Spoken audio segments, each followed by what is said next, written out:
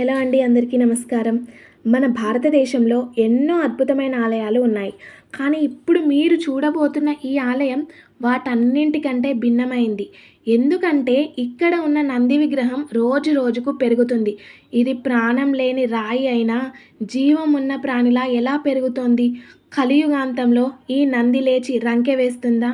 ఈ రహస్యాలే కాదు, ఇక్కడ కాకులు ఎందుకు కనిపించవు, అసలు ఆ కోనేరులోకి నీళ్లు ఎక్కడి నుండి వస్తున్నాయి, మరియు ఇక్కడ ఉన్న చీకటి గుహల్లో దాగి ఉన్న ఆ 5వ రహస్యం ఏంటి?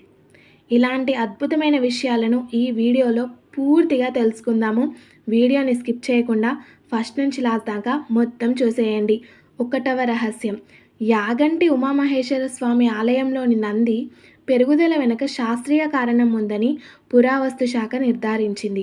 ఈ విగ్రహాన్ని శిలాజరాయితో చేశారు. ఈ రకమైన రాళ్లకు వాతావరణంలోని తేమను పీల్చుకొని విస్తరించే గుణం ఉంటుందని సైన్స్ చెప్తుంది. కానీ వింత ఏంటంటే ప్రపంచంలో ఎన్నో నంది విగ్రహాలు ఉన్నాయి, మరియు యాగంటి నంది మాత్రమే ఎందుకు పెరుగుతోంది? గతంలో ఈ నంది చుట్టూ ప్రదక్షిణలు చేసేందుకు భక్తులకు చాలా స్థలం ఉండేది. కానీ ఇప్పుడు ఆ స్థలం పూర్తిగా తగ్గిపోయి స్తంభాలకు ఆనుకోవడం మనం స్పష్టంగా చూడవచ్చు. 2వ రహస్యం: కాలజ్ఞానం ప్రకారం భక్తులు దీనిని కేవలం రాయి స్వభావంగా చూడరు. పోతులూరి వీరబ్రహ్మేంద్ర స్వామివారు తమ కాలజ్ఞానంలో ఒక భయంకరమైన నిజాన్ని చెప్పారు.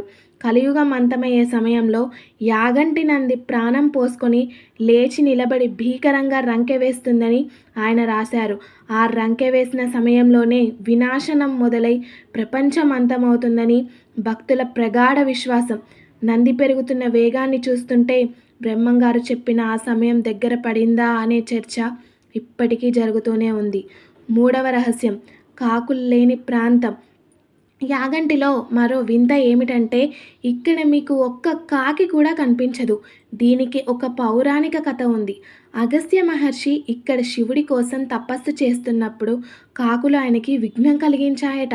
దాంతో ఆగ్రహించిన ఆ మహర్షి ఈ ప్రాంతంలో కాకులు తిరగకూడదు అని శాపమిచ్చారు. కాకి శనిదేవుడి వాహనం కాబట్టి ఈ ఆలయంలో శని ప్రభావం ఉండదని, శనిదోషం ఉన్నవారు ఇక్కడికి వస్తే ఉపశమనం లభిస్తుందని నమ్ముతారు.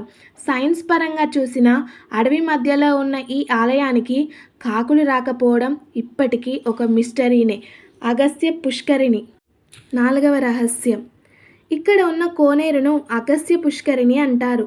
కొండల మధ్య నుండి వచ్చే నీరు ఒక నంది నోటి ద్వారా ఈ కోనేరులోకి నిరంతరం పడుతూనే ఉంటుంది. ఆశ్చర్యకరమైన విషయం ఏమిటంటే ఆ కొండపైన ఎక్కడా నీటి ఊట లేదు. వర్షం లేకపోయినా, కరువు వచ్చినా ఆ నీటి ప్రవాహం మాత్రం ఆగదు.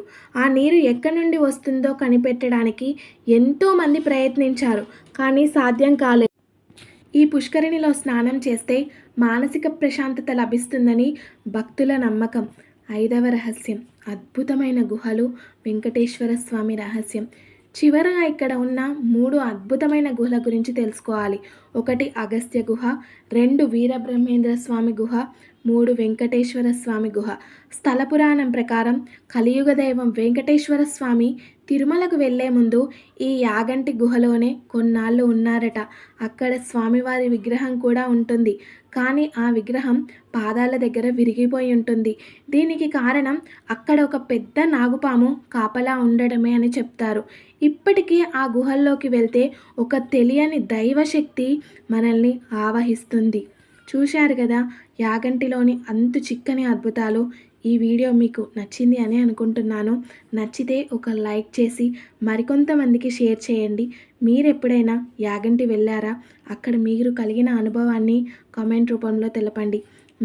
మరిన్ని ఇలాంటి ఇంట్రెస్టింగ్ విషయాల కోసం మన తెలుగు జ్ఞాననిధి ఛానల్ని ఇప్పుడే సబ్స్క్రైబ్ చేసుకోండి. Thank you for watching video.